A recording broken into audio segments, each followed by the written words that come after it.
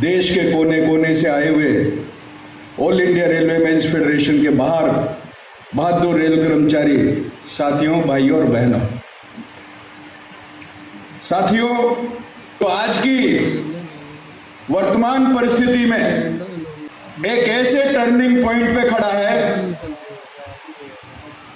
जो हमारे देश के युवाओं की, हमारे देश के कर्मचारियों की, युवा बहन और भाइयों की जो तकदीर बदलने वाला है और उसका फैसला एक नियत समय में होने वाला है। और ऐसा महत्वपूर्ण प्रस्ताव नेशनल पेंशन सिस्टम एनपीएस को खत्म कर पुरानी पेंशन स्कीम ओपीएस को बहाल करने से संबंधित रखता है। साथियों, आज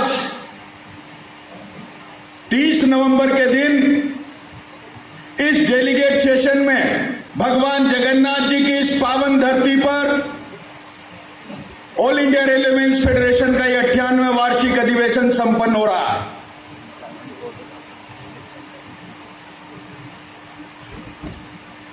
और ये एनपीएस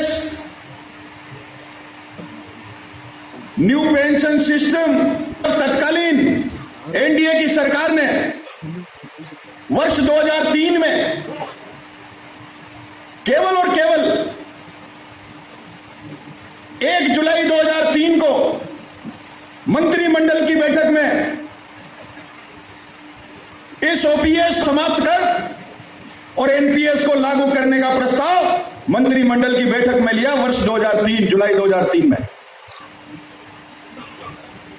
और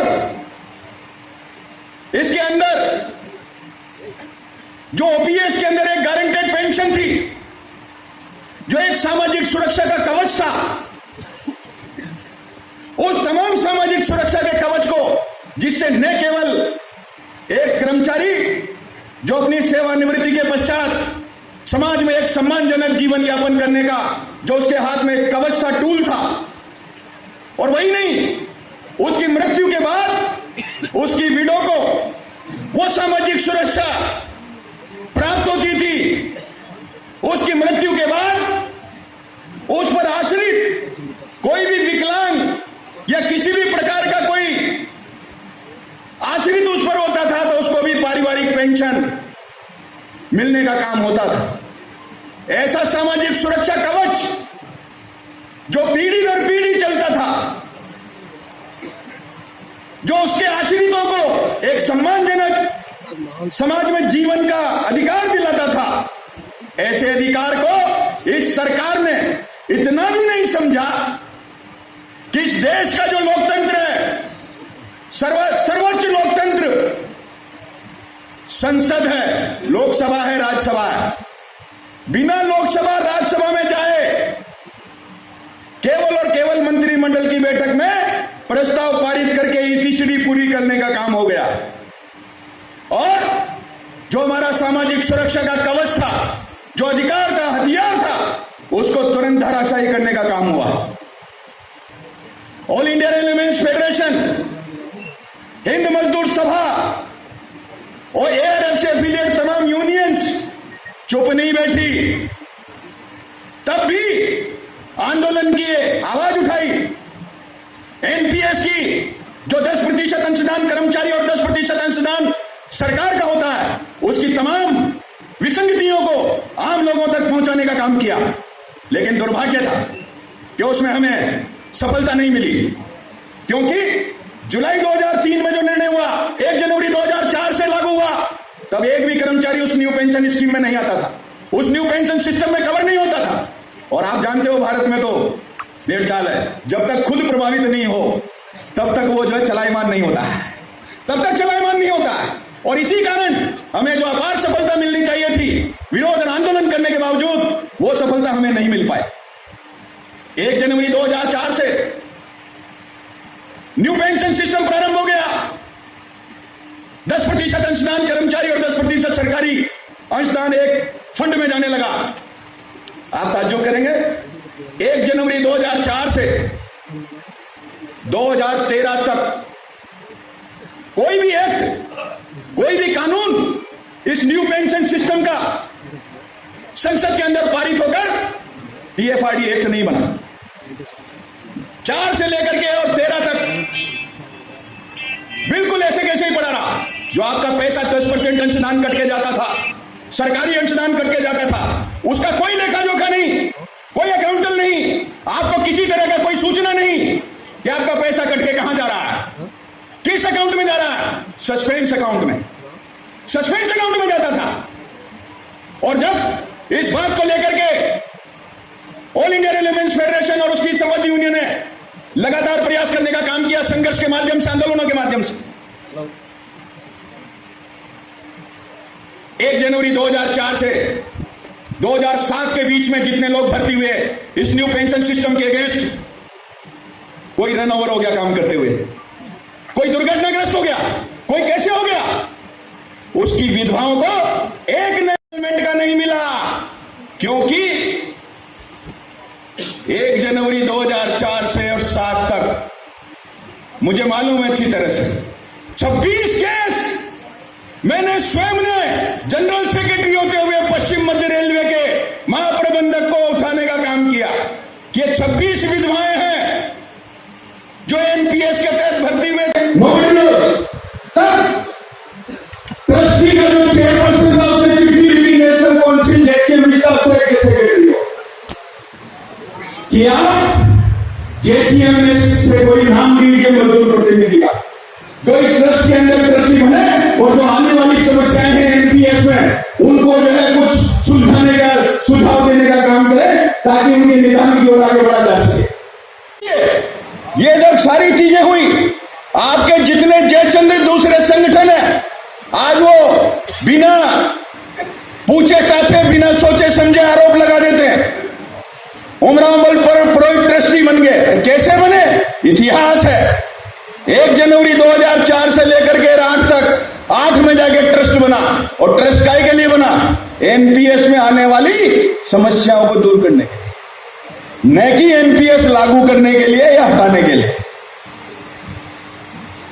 जब ट्रस्ट बना तो 3 मेंबर उसके, तीनों के तीनों सरकारी मेंबर थे। 3 मेंबर बने पहले ट्रस्ट में जब रजिस्टर्ड हुआ, और जब रजिस्टर्ड हुआ तो 3 मेंबर बने और तीनों के तीनों सरकारी मेंबर। कौन बात रखेगा मजदूरों की? क्या समस्याएं आ रही है, क्या नहीं आ रही है? तब तत्कालीन नेशनल काउंसिल सेक्रेटरी ने मीटिंग की, स्टैंडिंग कमेटी में बात रखी और रख करके सबने यूनानिमस कहा पुरोहित जी आपको जाना चाहिए, क्योंकि उस समय तक पूरे देश के अंदर 1 जनवरी से जो भर्ती में 2004 से और 2007 तक 513 कर्मचारी थे जो होम ड्यूटी एक्सपायर में और उनकी विधवाएं सर पे हो रही थी, एक नया पैसा उनका सेटलमेंट करने के लिए। 513 पूरे ऑल इंडिया के अंदर लोग निकले जब जानकारी मांगी। और तो और ऐसी दयनीय स्थिति होगी, ऐसे कर्मचारियों के प्राइवेट स्कूल में, अच्छे स्कूलों में बच्चे पढ़ते थे, 7 साल, 2 साल, उनकी विधवाओं को कोई नया पैसा नहीं मिला, मृत्यु पर उनके बच्चों की फीस तक जमा नहीं हुआ। और मुझे मालूम अच्छी तरह से कि उन्होंने अपने बच्चों को प्राइवेट स्कूलों से दाखिला करके और सरकारी स्कूलों में दाखिला कराने पर मजबूर होना पड़ा। ऐसी परिस्थिति में स्टैंडिंग कमेटी की सर्वसम्मति से उमरावल पुरोहित 2008 में इसके ट्रस्टी बने, कंडीशनल ट्रस्टी बने। लगातार सरकार के निवेदन करने के बाद 4-5 पत्र लिखे उसके बाद जाके वो ट्रस्टी बने। और जब बने, पहली मीटिंग हुई ट्रस्ट की 26 मार्च 2008 को, 26 मार्च 2008 को पहली मीटिंग हुई। ट्रस्ट की पहली मीटिंग के अंदर एआरएफ ने आपकी जो समस्याएं थी एनपीएस को रखने का काम किया और कहा एनपीएस के अंदर ये जो पैसा कट रहा है उसका क्या अकाउंटल है, इंडिविजुअल अकाउंटल होना चाहिए। कर्मचारी का स्वयं अंशदान है तो उसका व्यक्तिगत उसका अकाउंटल होना चाहिए। पहली बार रखने का काम था। दूसरी बात, जितने लोग एनपीएस में भर्ती हुए जनवरी 2004 के बाद और अभी तक जो एक्सपायर हो गए, अभी तक कोई गाइडलाइन, कोई एक्ट नहीं बना, तो उनको ऐसी विधवाओं को पुरानी पेंशन के अनुसार ही उसका भुगतान प्रोविजन होना चाहिए जब तक परमानेंट चाहिए और उसको लेकर के और उन्होंने सुझाव दिया। और अकाउंटेंट जब हो तो कर्मचारी को डायरी इशू करने की आवश्यकता नहीं पड़नी चाहिए। जैसे पीएफ की डायरियां मिलती थी, एंट्री करनी पड़ती थी, वो सिस्टम नहीं चाहिए। ऐसा सिस्टम चाहिए कि जब ब्रांड नंबर देता है तो उसका मोबाइल नंबर रजिस्टर्ड होगा। जैसे ही उसका अंशदान कट करके जाए तो उसके मोबाइल पे मैसेज आ जाए कि आपके एनपीएस के अंदर इतना पैसा कटा है, इतने यूनिट आपके हो गए हैं। उसकी जानकारी सारी उस कर्मचारी को व्यक्ति से है आना चाहिए। और मैं धन्यवाद देना चाहता हूं ऑल इंडिया रेलवे फेडरेशन को कि उस एक ही ट्रस्टी मीटिंग में ये सब समाधान हुए। भारत सरकार के आदेश जारी हुए कि जो एनपीएस के तहत मर्द ड्यूटी करते हुए मारे गए हैं, मर चुके हैं, स्वर्गवास हो गया किसी भी कारण से, ऐसी विधवाओं को पुरानी पेंशन के हिसाब से ही उनका सेटलमेंट किया जाएगा जब तक कोई एक्ट नहीं बन जाता। आदेश जारी हुए और आज भी इन आदेशों की अक्षर से पालना हुई, आज भी पालना हुई है। आदेश लीजिए और साथ के साथ हर महीने आपके मोबाइल पे मैसेज आने लगे, कि आपका इतना हो गया, इतने पॉइंट हो गया, आपके इतने यूनिट हो गए यहाँ पे। ये सारी चीजें कराने के लिए वो ट्रस्ट में जाने का काम हुआ और ये कराने के बाद ट्रस्ट से सीमा दे दिया गया। 2011 में, नवंबर 2011 में सरकार ने, यूपीए की सरकार थी, उसने संसद में इस पीएफआरडी एक्ट बनाने के लिए विधेयक प्रस्तुत करने का काम किया नवंबर 2013 में। और उसके बाद 11 से लेके नवंबर 2011 से लेके 2013 तक संसद में पड़ा। हिम्मत नहीं सरकार की उसको पारित कराने की। 2013 में भारतीय जनता पार्टी की सरकार और कांग्रेस दोनों ने मिलकर और इस पीएफआरडी एक्ट को पास करा दिया। और मैं आपसे कहना चाहूंगा, आप एक सेकंड मैं आपसे कहना चाहूंगा, और भी कार्यक्रम बस 2 मिनट देना मैं आपसे कहना चाहूंगा कि ये जो कुकुर मुद्दे जो आरोप लगाते हैं, आपको इसका इंटर जवाब पत्थर से देना चाहिए। इंटर का राष्ट्रीय अध्यक्ष संजीवा रेड्डी उस समय राज्यसभा का सांसद था। संजीवा रेड्डी उस समय राज्यसभा का सांसद था। संजीवा रेड्डी उस समय राज्यसभा का सांसद था और राज्यसभा का सांसद होने के नाते इस पीएफआरडी एक्ट के समर्थन में उन्होंने वोट दिया कि इंटर का राष्ट्रीय अध्यक्ष संजीवा रेड्डी उस समय राज्यसभा का सांसद था और राज्यसभा का सांसद होने के नाते इस पीएफआरडी एक्ट के समर्थन में उन्होंने वोट दिया कि इस मुद्दे ये हमारी तरफ उंगली उठाने का काम कर सकते। इसलिए ऑल इंडिया रेलवे फेडरेशन के कार्यकर्ता को बाकायदा बिल्कुल एकदम निसंकोच होकर के मैदान में निकलना होगा। और मैं आपको बता देता हूं, ये सामान्य श्री गोपाल मिश्रा जी ने बीड़ा उठाया। ये वर्ष 2023 टर्निंग पॉइंट है, टर्निंग पॉइंट है। वर्ष 2023 में 4 राज्य सरकारों ने एनपीएस हटा करके ओपीएस बहाल कर दिए। केंद्र सरकार पर जबरदस्त बवाल है, जबरदस्त दबाव है। अभी हिमाचल और गुजरात के चुनाव में साथी बाकायदा इनको याद दिला रहे हैं इस एनपीएस के दुष्परिणामों की और सरकार की कंपेन है। अगर इससे ऐसी स्थिति में ऑल इंडिया रेलवे फेडरेशन जो कि लाइफ माइंडेड ऑर्गेनाइजेशन, चाहे वो केंद्र सरकार की हो चाहे राज्य सरकार की हो और चाहे स्वयं अधिकारी हो, सबको एक मंच पर लाकर साथी हो शिव गोपाल मिश्रा जी एक ऐसा आंदोलन इस एनपीएस के खिलाफ खड़ा करना चाहते हैं कि या तो 2024 से पहले इस एनपीएस को ताकि ओपीएस बहाली कर दो, अन्यथा फिर वही देश में राज करेगा जो ओपीएस लाने का काम करेगा। इस संकल्प के साथ हमें न्याय संकल्प लेकर के आगे आना चाहिए और इसको लेकर के बिल्कुल अपना अंग बना करके इस संघर्ष को बिल्कुल बजाने का काम कर देना चाहिए।